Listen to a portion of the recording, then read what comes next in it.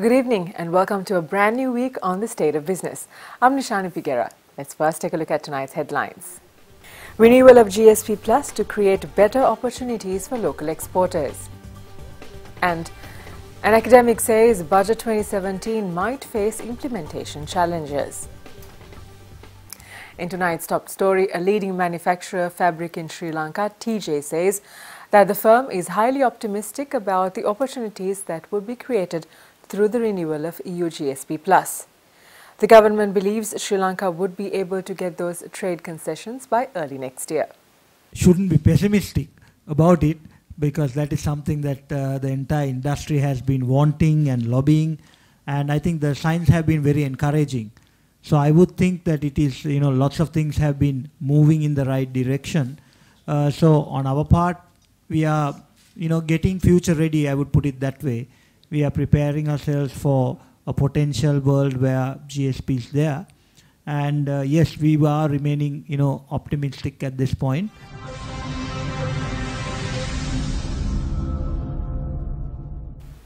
Chief Financial Officer of Brandex Sri Lanka, Hasta Premaratne, said Budget 2017 seemed to be a fairly modest budget. He also noted it has taken one step at a time approach, which would be good considering the implementation challenges. Overall, I think it was a very important budget because compared to last year, what happened, especially after the announcement of the budget, in implementing the budget proposals, there were a lot of changes and there was a lack of confidence from most people. And last budget also tried to do too many changes. But I think when you look at this time, it has been a fairly modest budget. It has met within the expectations, so it has not been sort of trying to do a revolution too fast, which I think is good, and taking a step at a time approach, and have brought in some good fiscal measures to drive more direct taxes up and also to reduce the indirect taxes, which is part of Prime Minister's 5-year policy statement that was presented last year. So it has been somewhat consistent with those policies, which is good. And in the meantime, there have been emphasis towards building human capability, human capital in the country, which is to go into the school level as well as university levels, bring in technology by way of bringing in equipment, etc. So that's very important. Premaratne also said if certain proposals are implemented as mentioned in the budget, it would propel the country's export sector in the right direction. I think the most important part is that the export sector, there are certain villages, export villages and export zones being planned. So that is important to provide the infrastructure on one side, because if you look at today, almost all the Board of Investment BOI zones are pretty much either full or close into nearly becoming full capacity. So we need to have more zones that has the infrastructure in terms of availability of water, power, the fluent discharge, because these things are very important for the manufacturing industry. So on one side, there are measures already taken towards that, and there have been more funds allocated to grow that. On the other side, there is also encouragement given for the exporters to go up in the range of the exports that they do and push themselves into more value-added products.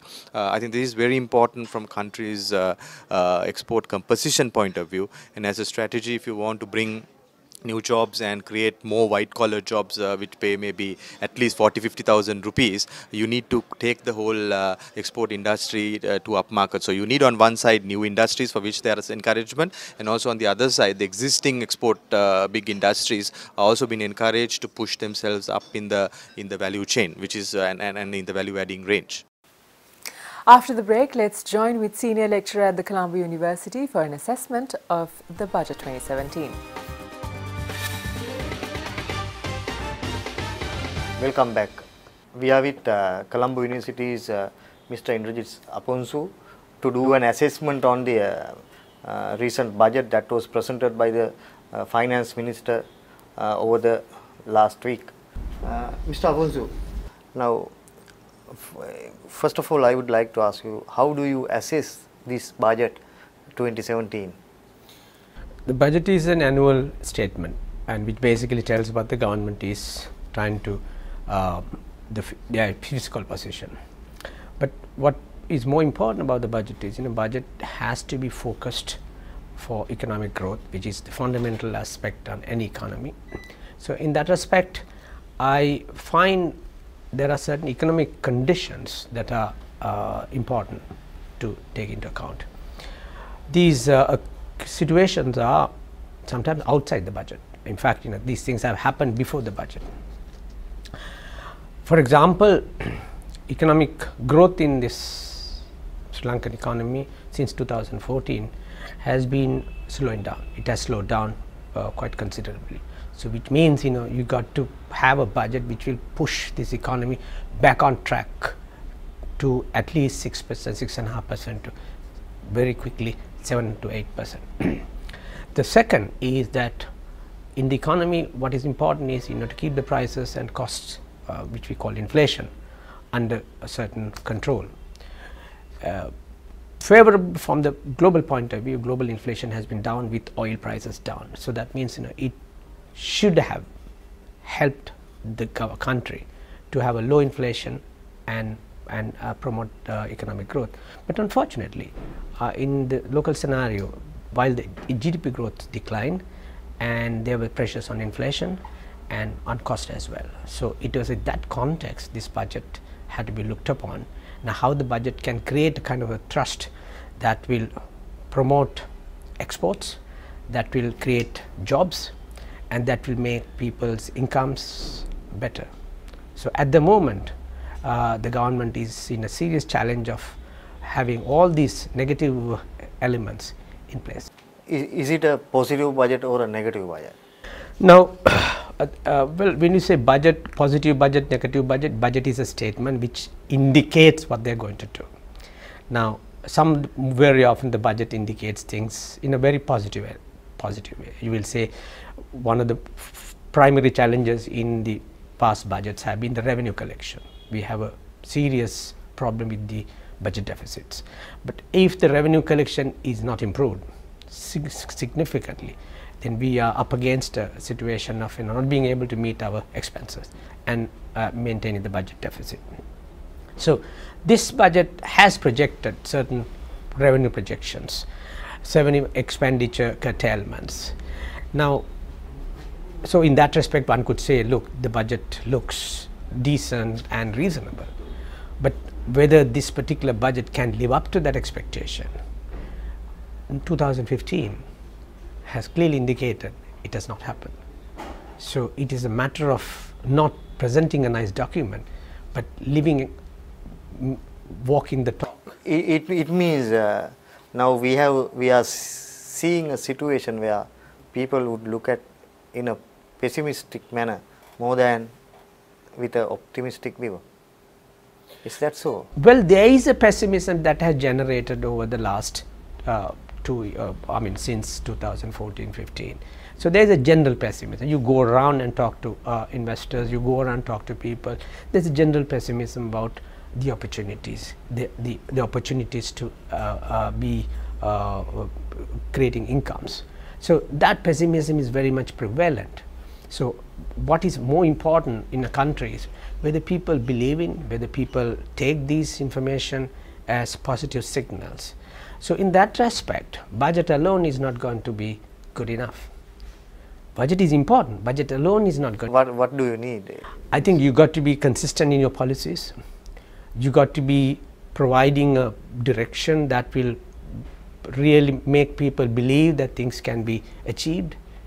So if these things are at the moment in a bit of a negative side, so you have an extra challenge trying to see. I'm not talking about the budget per se, but once you assume that the budget is always to create some growth momentum, but that it to be realized, you got to have certain house in order, and that in that respect, this budget, though may be having certain positive elements vis-a-vis the overall, itself is a challenge wanting to create the economic growth.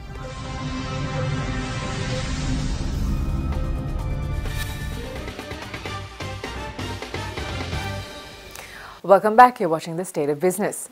The National Enterprise Development Authority, in collaboration with the National Chamber of Commerce of Sri Lanka, conducted the Entrepreneurs Award for the Western Province's micro, small and medium entrepreneurs recently. The Minister of Trade and Commerce, Risad Baduddin, was the chief guest. This awards competition was organized for the first time in an attempt to motivate the micro, small and medium entrepreneurs in the Western Province. The organizers believe this will help the entrepreneurs to improve their products and services to the next level. The Western Province produced 41% of our total national GDP at a value $31 billion. In 2015, Western Province year-on-year GDP increased by 4.5%. 35% of 2015's Western Province GDP was from industry and manufacturing, while 56% came from the services sector. Only 2% was in agriculture. And that wraps up the show for tonight. We'll see you again tomorrow at the same time. Thank you for watching. Good night.